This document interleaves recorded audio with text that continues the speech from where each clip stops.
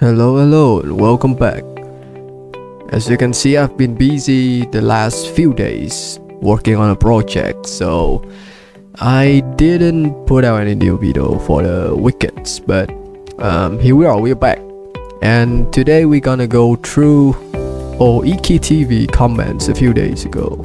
Can you make an in-depth video on your build? I would love to know which engravings, etc. you choose to use and why. That is what we're gonna do today.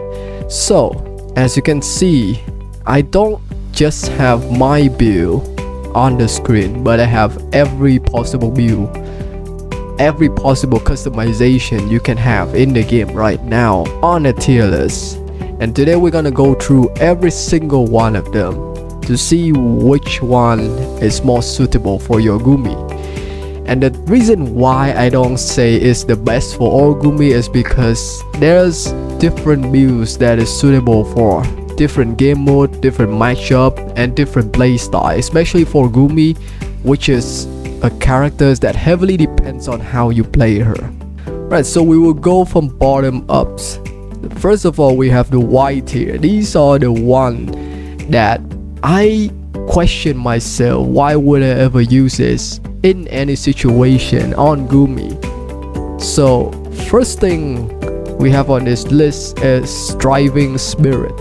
Now Striving Spirit is an attack core that increases damage of all attacks by 3% for 30 seconds that pass, increased by up to 9%. So this is one of those things that you start up weak and you grow stronger through times.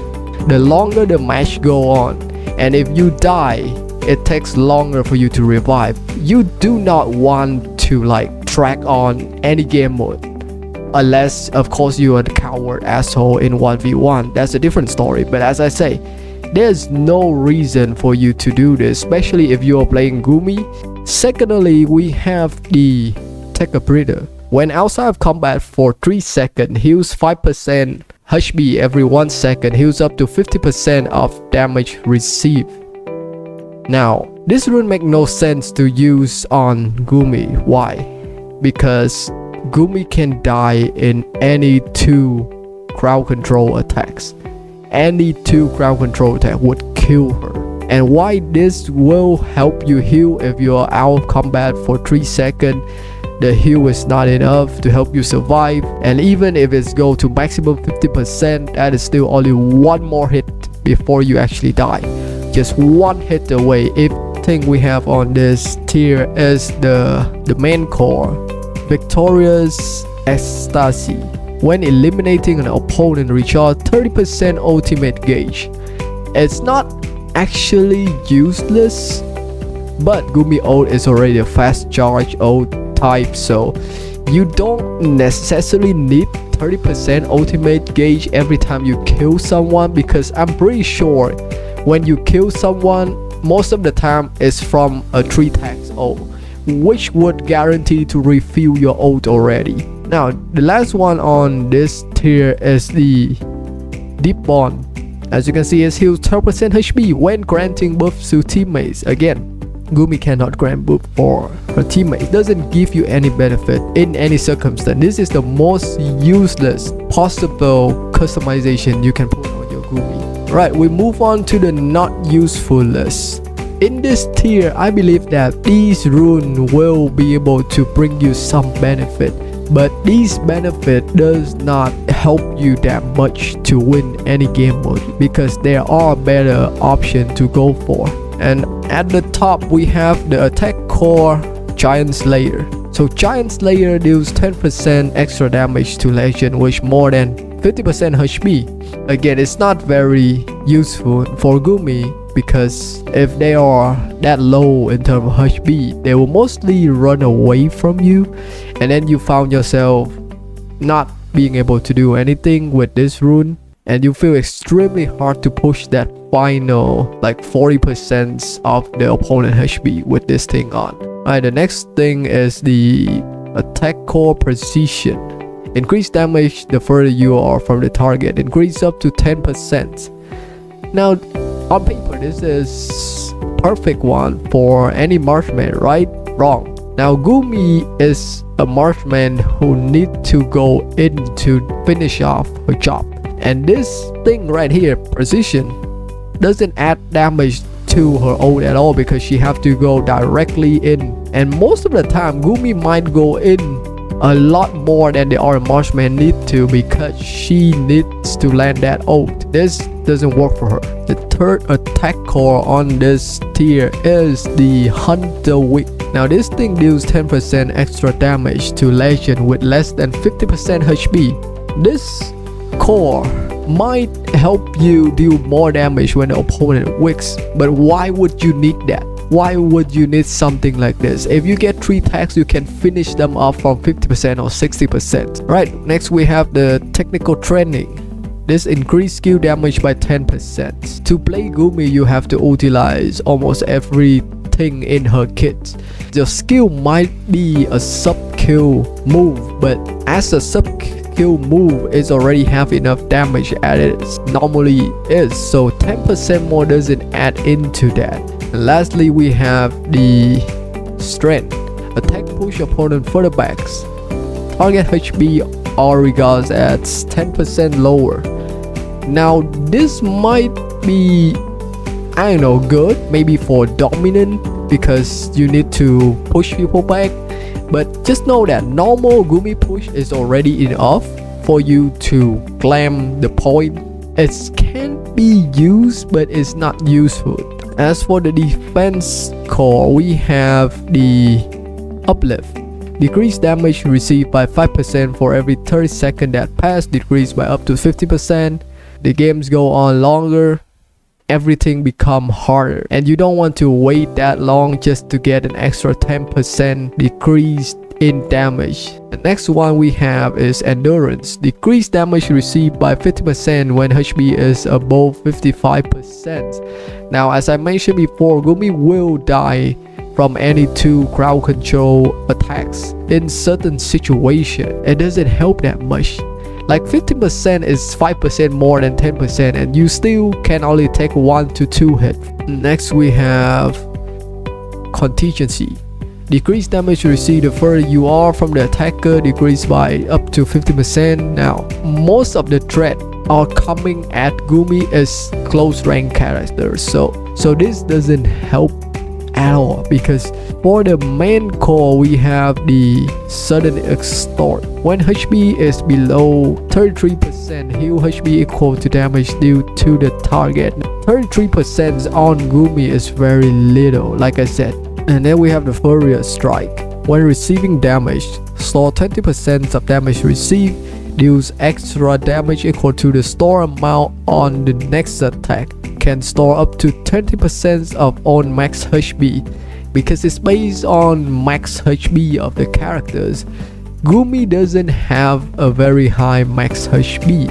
Right, we also have one of the attack rune, which is the permanent beam one. When not striking an opponent for 5 seconds or successfully inflicting stun, transform, freeze, movement speed decrease, chaos, a beam fire down on the next attack that deal 375 if max AoE damage to a smaller area. Cooldown 2 seconds. This enchantment is not meant for Gumi in any way, and you will see there's others more useful option. Right, we also have 3 spells in this tier. First we have the Grace one. Grants a barrier equal to 30% max HP to you and nearby teammates, and the barrier lasts for 2 seconds, cooldown 20 seconds. If you put this on top, now you have to also calculate when to use this to bring out the most benefit to your teammates. So you're adding more tasks onto your Gumi for no reason, because while you defending, you cannot do damage at the same time, which is your main job to do. And we have the heal one. Heal 20% HP, cooldown 25 seconds. For Gumi again, HP is her main weak things. You don't want anything to go with HP. Then we have the recharge spell, slightly recover ultimate gauge, cooldown 30 seconds. Gumi doesn't need it, okay? Moving on to the It's Okay tier. Now in this tier, these are all usable on Gumi.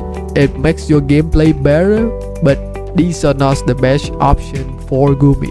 So first we have the High Spirit. Decrease skill cooldown by 1 second for every success basic attacks against an opponent. As you already know from the leaderboard, this is one of my go-to build which I use all the time. And the reason for that is because my Gumi has a very high accuracy for the basic attack, which means I land most of my basic attack. I know when to throw it. I make full use of my basic attacks, and that gives me the full potential of this ability. It's not gonna benefit you just straight up when you equip it. It will benefit you when you actually improve your accuracy of your Gumi basic attacks. The next ability that we have is Ace in the Hole. In fact, I used this ability for 4 or 5 seasons in a row back in the day before it was patched. If you choose to use Ace in the Hole, whenever you land a skill, it will hit very hard. But at the same time, the drawback is that now you are fully relying on your basic attack to do your ult with 3 tags. And in most situations, you get the damage, but you don't get the follow-up. We have an attack core in this tier, which is the fundamental strengthening. Increase basic attack damage by 10%. 10% attack damage on your basic attack, which is your autos, is good. For Gumi, it's not the best attack core to put on Gumi, but it's definitely one of the more useful one that you can use. For defense core, we have the Vitality. Increase max HP by 10%. And now the reason why I use this and the reason why I put it in the it's okay tier is, again, this is mainly because there's a better option for defense core you can use due to how low Gumi HP is. An extra 10% mean that you can tank 1 more hits, which obviously not that major, but the reason why I have it on is because I'm also running unyielding. Vitality give my unyielding more range of the HP that I can activate it sooner. So the only reason I run Vitality is because I pair it with unyielding. Right, next we have the crit. Decrease damage received by 50% when HP is below 50%. I think most of the time Gumi will be trying to survive under 15% HP. So this will actually be useful in those situations that you just need to tank a little bit more to go in and finish your opponent up. For the main core, we have the Calm Mind. Increase ultimate gauge recharge by 60% when taking damage. 60% is a lot. This activation requirement is fairly simple. You just need to get hit. Again, it's not the best one to go for, but it will be one of those wild card that will surprise your opponent just because how fast you can get your ult back. For the attack enchantment, we have the Vanguard. Increase damage by 36% when attacking opponent with more than 75% HP. This will mostly work in team mode because if you go for one target, you will try to get the tag on them first. So like this is good to have on, but not the best one yet. Just because some of the time you need to deal with low HP, not even low, like under 75% HP opponent, probably like those tank, they still gonna take a lot of damage to take down, and by then this thing doesn't activate anymore, so you just lose any benefit from your attack enchantment at that point. For defense enchantment, we have Fortitude. Now Fortitude increase max HP by 15%. If you have this, it's fine to use, but again, it's not the best or the go-to option for Gumi. And last on this tier, we have the Swift spell.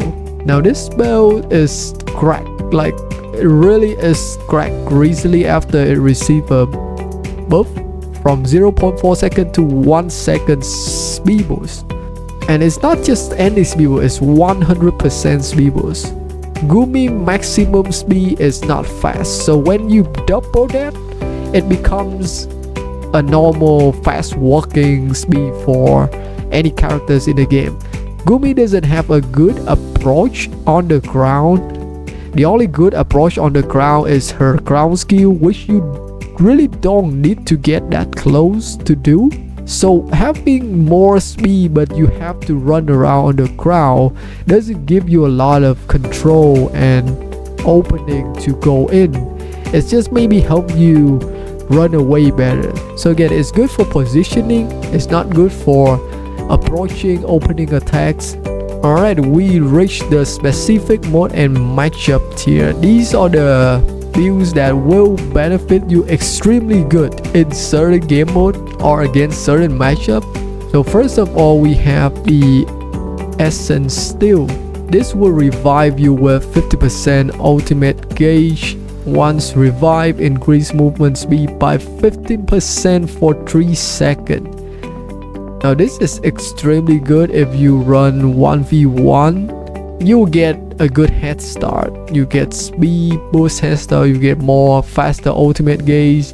It also work in 2v2. If you start up and you just jump off, you revive with your ult jar and a bit of speed. So next on the list we have butterfly effects. Now this has always been a not to go to ability for long, but nowadays due to the support of the attack and defense core, this actually become a legit build that you can use, especially for dominant gameplay, ranked gameplay. This is a go-to build.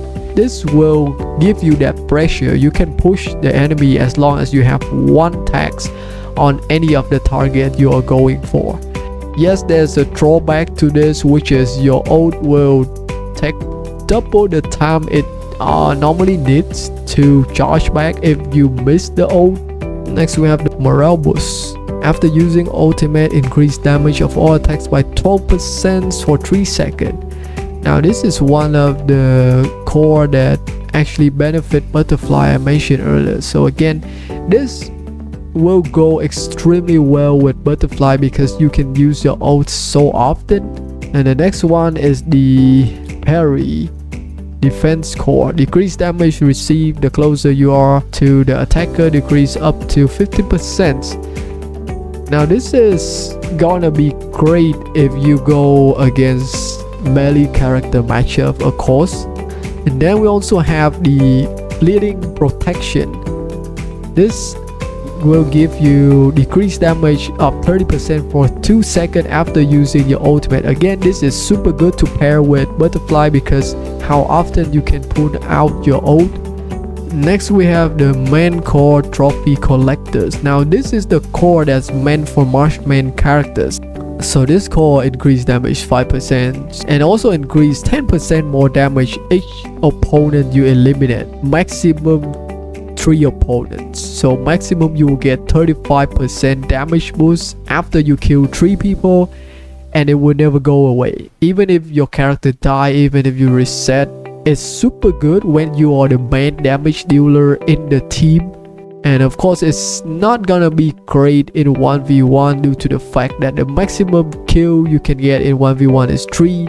Right, for the enchantment we have the second wind enchantment, grant 950 barrier after each revive. Now this barrier doesn't have a time limit on it, which means whenever you come back, you revive, you will have an extra 950 barrier HP on top of your normal HP. And this again go for a game mode that you will revive and come back to the battle many times, which like do touchdown, dominant. The next one is the strike barrier, hitting 2 or 3 opponents with 1 second after the first hit creates a barrier equal to 22 and 44% of max HP that lasts for 15 seconds, cooldown 15 seconds. You can continuously generating barriers if you hit multiple targets with your attacks. So this works super well in mode, especially dominant and competitive. Again, this is completely useless in 1v1 because you don't have a second target to go for except for of course Lauren Vex. Last on this tier we have the spell turnover.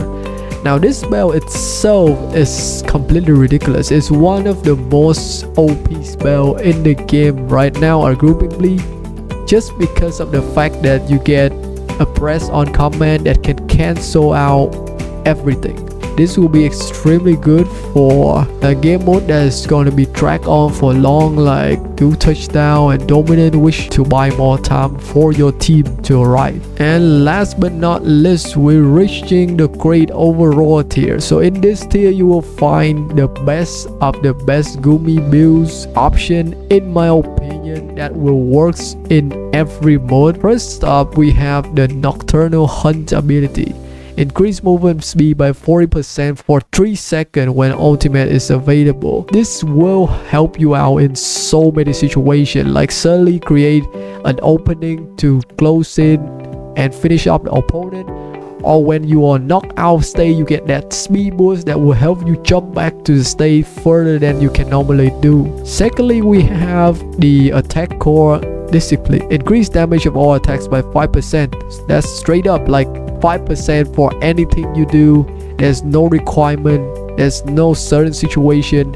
Whatever you do is 5% on top of everything. For defense rune, we have the durable. Same thing, is decreased damage received by 8%.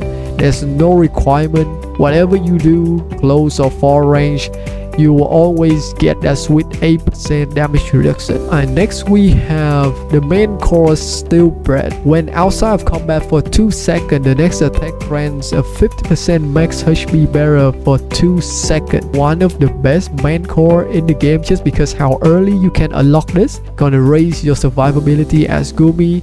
Overall, it's just good. Alright, next we have Tactical Superiority. Now this is one of my personal favorite. When not receiving damage for 5 seconds, increase damage of all attack by 20%. When taking damage in this state, decrease damage received for 20% for 5 seconds. You will get damage when you going in for attack. You will get defense when you are being attacked, and 20% is just a sweet numbers to have on top of everything. Right, for the attack enchantment, we have Aggression. Increase damage by 15%. As you can see, straightforward, there's no requirement. It applies for anything you do with Gumi, and 50% on everything is a lot. It's just a major damage boost for your Gumi in whatever game mode you decide to play. Right next to it, we have the Relentless Lightning. Now this is the best attack enchantment that you can have on Gumi. Call down lightning every time you have 5 consecutive hits on the opponent, and this thing will do 700 damage. The best thing about this is that it's not only a single target thing, it's an AoE 700 damage. For the defense enchantment, we have Unyielding. Now Unyielding, as it was before, was kinda broken on its own, but now with all of the other customization you have, it's still like the best defense enchantment you can put on your Gumi, just because of how broken the ability is. So when your HP fall below 20%, restore 2% HP every 0.2 seconds until your HP reaches 66%. The cooldown is 80 seconds, which is gonna be quite long, but you can activate this 1 or 2 times every game, every mode you play. And 66% is a lot, and it's not just 66%, but like this invincibility state during the time this thing is activated. This thing activates when your HP fall below 20%, which is quite risky for a character like Gumi. So I put her on the Vitality just to add 10% more to my HP, which will make this 20% mark a bit bigger, so I can activate it sooner than I normally does. So that's the reason why I run the Vitality with my Unyielding build. And then we have the spells. So the 2 best spells for Gumi, one of which is the Leap spell. Leap toward the direction you're facing. The cooldown is 12 seconds. Now the Leap spell has the fastest cooldown out of all the spells, but that is not the reason why it is the best spell, or one of the 2 best spells for Gumi. It's because it's so flexible and The kits you have on Gumi is perfect for controlling this spell because most of your best attack will be in the air. So this spell just fit in perfectly if you want to play Gumi flexible. Right, lastly, we have the ignition spell. If the attack hit the user, a bomb is attached to the opponent. The bomb will explode after 0.7 seconds, dealing 500 damage to the surrounding area. It's either they die from that damage or they get knocked out of the ring completely from the knockback of this spell. The reason why it's so good to pair with Gumi is because Gumi is one of the better knockback, or you can call it pushback characters in the game. So if you can time this to use with the ult effectively, you will get a nasty knockback that will guarantee kill or like multiple kills at once with this spell. Oh, I just realized I forgot to mention about the Declare Pursuit core. That's the mode that I most go to is 1v1, and you know, in 1v1 you made one mistake and you dead. It's not even like 2 crowd control attack like in other modes, because you go against all of these assassin character that play passively. So the best thing you could do is deal the most damage in one attacks. And what other core that give you this ability than the Declare Pursuit? In 1v1 you only have one target, so it will always be that one target.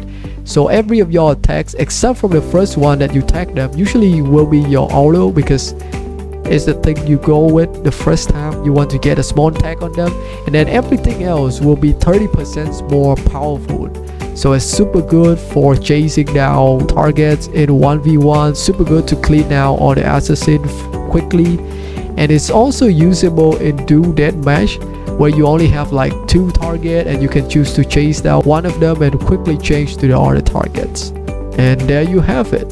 This is the Gumi build tier list for the current version. I don't know what other changes they will have for any of this customization in the future, but now you know why I use my build and what you can go for your Gumi build based on your own playstyle, reference and game mode.